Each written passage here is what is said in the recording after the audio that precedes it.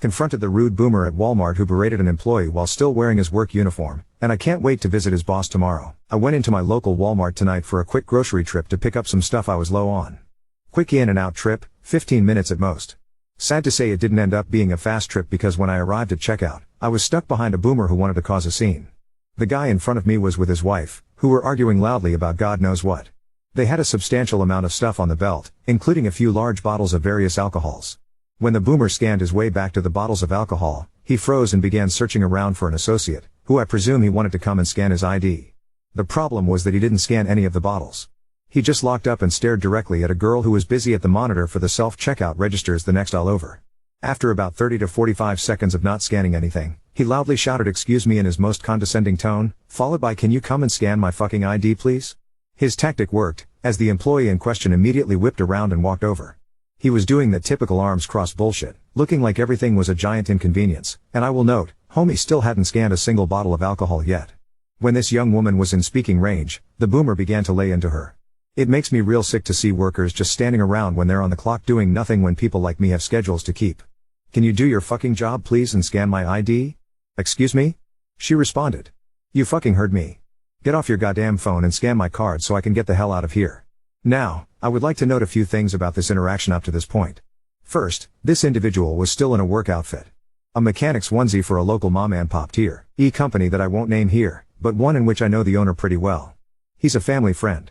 Second, he was still wearing his name tag, Eric. Somehow I hope you're competent enough to find your way here so you can see this story. Because of this, I knew how to address him. Eventually he asks the cashier very rudely if she's going to scan his ID and she flat out tells him no, I don't think so. Not after how you've treated me. You can talk with my manager. Good for her. She gets on a walkie and calls for a manager to come to the register the boomer was towering over and briskly walked off towards the customer service counter at the front of the store. The boomer starts loudly hollering about how this is all bullshit and he's just expressing his First Amendment rights. It was at this point where I actually found some balls and decided to give my opinion, unsolicited, just so this guy could get an outside perspective on how much of a jackass he was being. Excuse me, but the First Amendment doesn't protect you from looking like a douchebag to random strangers in Walmart when you treat other people like shit. The guy wheeled around and locked eyes with me. "What did you just say to me?" I just smirked and said, "Oh, hard of hearing are we? I'm pretty sure you heard what I said." The guy visibly shook on the spot. "This isn't any of your fucking business, so butt out." I disagree. When I see someone acting like an asshole for no good reason, I make it a point to speak up. You seem to think that by stating that you have a First Amendment right means you can say whatever the hell you want without consequence, but that isn't how it works, sir. First Amendment protects you from government overreach for speaking your mind, but it doesn't protect you from the consequences you face from others for your words or your opinions. That's besides the point. I'm sick and fucking tired of these minorities doing nothing and getting a paycheck for it. He responded, rather loudly and unaware that there were quite a few people staring at this point. Hooray. Racism has entered the chat. The manager showed up, and he starts in on how he scanned his alcohol and that the associate in question was very rude to him and refused to serve him. He started stating that she told him he wouldn't get help because he was white when I interjected again. "Ma'am, that is not what happened. This gentleman didn't even scan any of his alcohol and immediately started shouting down at your employee, just for the sake of being upset. He was rude, unpleasant, and even made unnecessary racial comments. He wheeled around at me again and yelled, 'Shut the fuck up and mind your business,' before going on the tirade again. Something lazy workers, something First Amendment and speaking his mind. You know, this is very unfair of you." I started again. "You've put that poor girl in an unwinnable situation. Now that you've raised this untrue complaint, her manager is going to have words with her even though she hasn't done anything wrong. Does that sound fair to you, Eric?" I don't think he realized he was still in uniform, because he looked at me puzzled at how I knew his name. "How would you feel if someone came into your place of business and told John a bunch of bullshit about how you were treating them unfairly when you knew perfectly well that it was a lie? Or even better, how would your boss react if he knew you were acting like this while still in uniform with his place of business plastered all over your chest?" When he heard me say the name of his boss, he stopped cold. "Yes, Eric. I know John very well, and I think I might be paying him a visit tomorrow. That is unless you decide to apologize to that girl for being a lying prick instead." The guy then became very rushed and suddenly in a colossal hurry. He muttered something about people not minding their own business, to which I replied with, "I'm just EXP reassessing my FI/RST amendment rights." SpongeBob sarcastic voice and all. He scanned one of the bottles and had the manager scan his ID. His wife started in about how I better not show up to his office tomorrow. Something directed at me, but I wasn't paying her any attention and brushed her off. I was just staring at Eric and watching him bag. Eventually, he got all of his stuff put in his basket and he marched out, But he didn't apologize to the manager or the employee and gave me a hearty go fuck yourself, asshole. As he flipped me off. I scanned my groceries and paid for my merchandise, but man was I smiling from ear to ear. Afterwards, I made it a point to go and speak with the manager and the employee in the customer service center. As expected, the manager was having a conversation with the employee about that customer, and she thanked me for speaking up. I've worked retail before, so I know what it's like having to deal with assholes like Eric. It'd be a cold day in hell before I let a boomer bully an employee then weasel his way into a victim role with management. Not on my fucking watch. So now my next play is to show up to this tire shop tomorrow. I really hope Eric is there. I hope he's the opener. I'm going to walk in and just smile at him. Ask to see his manager. Then I think I'm going to go in and just weave the nicest story about how he treated the employees at Walmart, so much so that I was compelled to stop in and tell his boss that he has a real winner on his hands, and that I'm a customer for life now. Maybe that way, he might get a message. Maybe, he will realize that I could have started a whole shitstorm for him, but I chose not to, because unlike him, I'm not a fucking dickhead. Oop, this is what bothered me most. Had he just scanned even a single bottle, he would have gotten what he wanted. Unless perhaps what he wanted was to just be angry at someone. Then he did get what he wanted. Update 1. Some of the reasons you gave were pretty telling. My favorite was when someone said something along the lines of "this is too well written to be true." What a world we live in where clear dictation automatically disqualifies a recounting of events from being accurate. I'll admit that it read closer to a novel than anything else, but that's just how I dictate, I guess. Anyways, onto the update. I arrived at the tire shop just a hair after 8 a.m. There was one gentleman in line at the counter when I arrived, but he was already being assisted by one of the associates manning the register. I took a look around and peeked my head in the back office area where I knew John typically worked when he wasn't being pulled into a bay. John wasn't there. As I walked towards the sitting area, I happened to ask an employee who was walking by if he knew when John would be in today. He told me John usually arrives a bit before 9 a.m. when he worked mornings, so I should just chill for a bit. I didn't have anything pressing to attend to today, so I did just that. As I moved towards a seat, I happened to glance outside at the working bays and noticed my old buddy Eric, who was currently walking towards the main building. When he saw me, I watched as his head drooped down and I could visibly see him mutter the word fuck under his breath. He stopped for just a second, shook his head, and continued walking towards the building. When he came inside, he set a packet with what I presume was a customer order on the counter and said something to the clerk at the register. He hesitated for a moment and walked over to where I was sitting. As he approached, I greeted him with "Morning, Eric," and smiled. He just stood over me for a moment before he took a chair across the coffee table that was sitting in front of me. Wonder what his next move was? Honestly, I didn't expect it, but the dude opened with "I owe you an apology." Color me shocked, I guess. Now, you see. At this point about a billion things began to run around in my head. Mostly, for some reason, the things that ran most prominently through my mind were all the calls for bloodshed that popped up in the last thread. All the claims that boomers can never learn and the only language they knew was bullying, which were thrown at me like mortars practically every step I took. Y'all were bloodthirsty last night and still were this morning, convinced that this gentleman was a drunkard asshat, but do drunk asshats apologize after doing something wrong? Back to the story. He continued on, saying that he didn't just owe me an apology, but also the cashier he yelled at last night, and how he had actually planned on returning to Walmart on his lunch break to see if she was working so he could apologize to her as well.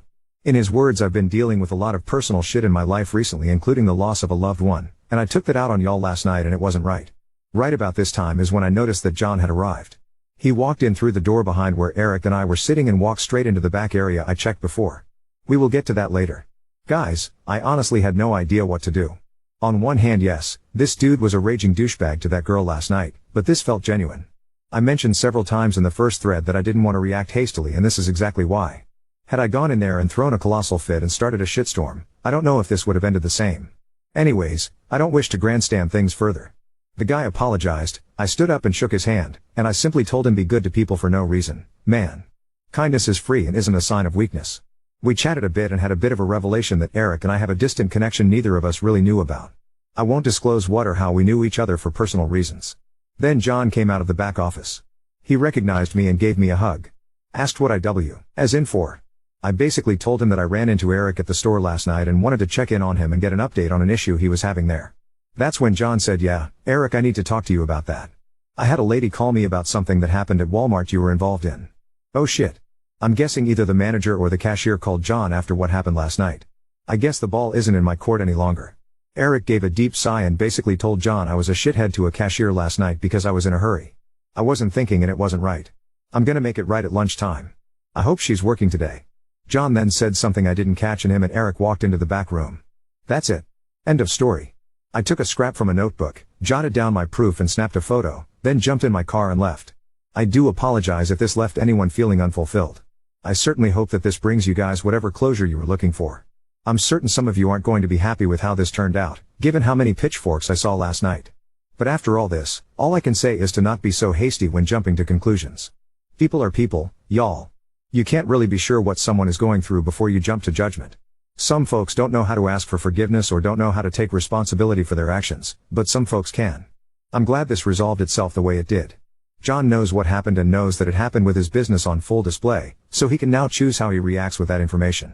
I got the closure I needed, and I hope the cashier does too. Time will tell in that regard, I suppose. Be good to each other. Keep being kind. It's genuinely a real-life superpower. The universe rewards kindness in kind. But do drunk asshats apologize after doing something wrong? Now on to second story. Boyfriend mocked my meaningless children's book at a family event, and now he's ignoring me for supposedly being a bully. I am 35 female and he is 35 male and we've known each other 10 years and dated too. He knows how much I like writing books. I self-published a kid's book last month and he's been really quiet about it. This past weekend at my family cookout my father mentioned the book and how proud he is of me, but BF walked inside saying he was grabbing our drinks. At the end of the day my parents offered me some money to go to a book convention and BF audibly scoffed. On the way home I asked what his deal was and he said that his job, he's a back-end software engineer, will provide for us and he will let me have my fun as a creative for now, but I eventually have to grow up. I laughed because I assumed he was joking. He of course was upset and told me my meaningless book was objectively illustrated poetry. I shut down and he then was upset I was acting mad, so I changed the subject. He continued to make my book a topic by jokingly saying my glorified illustrated poetry shows my middle child syndrome or that I must crave mediocre attention from people. I shrugged and replied, hey, if you think you're mediocre, okay. And moved on. He texted me the next morning saying I tore him down and was being a bully. Nad, he was kidding with me and he hasn't at all responded to me since. Update 1. I am calling him Chris here. What a time to be alive. I broke up with Chris a few hours ago, boy howdy. He had ignored me for a full day and I hadn't reached out to him because I was honestly fed up with his attitude. We've been together for 2 years and I never have seen him act this way. I flip-flopped between maybe he was having a bad day or something was going on and he transferred his negative energy in my book, but no, he's just soggy moldy baby carrot that didn't think I had dreams of my own or I would throw it away for him. Our mutual friends have told me that he had basically told them that I rubbed my success in his face and made him feel like a simp just following his GF around being ignored when he has a successful business and has the higher paying job. He texted the day after his silent treatment that my not reaching out to him was a sign that I don't love him and went on to say that I love my book more than I love him because I neglected him while working on it, and then I didn't praise him at the party as my biggest supporter. The rest of his paragraph's long text went on to talk about that he had this whole plan that he would marry me and we would be engaged this year, but then you started not listening to me to drop things and focus on us, our lives and the future by taking up hobbies, and that my therapist poisoned me against him. I was diagnosed with depression this year and therapy has helped a lot. It hurt because I felt immediately like all I do was just rubbish to him. How the fuck can you say that? I loved him so much because he was someone I thought I would be with forever. Guess not. I got angry and was texting him to ask what makes you think I don't love you? I'd do anything for you. And just as I hit send his new message popped up and it said you wrote your book and you got your party. I assume now that I can finally have my GF back, we can have a talk. I don't think you understand how I want our marriage to be, so I want to make things clear. But then he responded to my message, are you kidding me? If you're not going to prioritize me over a book no one but you cares about, why am I even staying with you? I can go find a woman supports her man and wants his career and dreams to be successful. So I said alright. Go find her. We clearly don't work. Best of luck. Him, wait, are you breaking up with me? Me, what do you want me to do? You've made it clear I am not what you want anymore. Him, you can't just break up with me. Me, Chris, please. Him, you can't just make that decision for me. You can break us up like his. It's been 2 years, me 2 years in which one thing I wanted to do, one thing I was proud to have done, and you needed to shit on it. You've been so sour about it and I don't get it. So get your better woman. Him, but you can't just break up with me. We have to talk. He calls. I decline. Him, pick up. You are being ridiculous. He shows up at my door and the second I open it trying to push in, but I hadn't let the chain lock on. He was screaming at me. He said I can't break up with him. It's been 2 years. How do I think it will go for me to try dating again after passing the expiration date for children? That's when I asked him to leave or I would call the police. And he said he will never forgive me for this book as it's ruined me as a person, and for some reasons I said, Chris, take your mediocre stick out of you mediocre ass and be on your mediocre way. And called my parents to tell them what happened. My mom is over now plying me with a mixed drink and she's been making fun of the repeated you can't break up with me line as he said many times in text and bunch in person.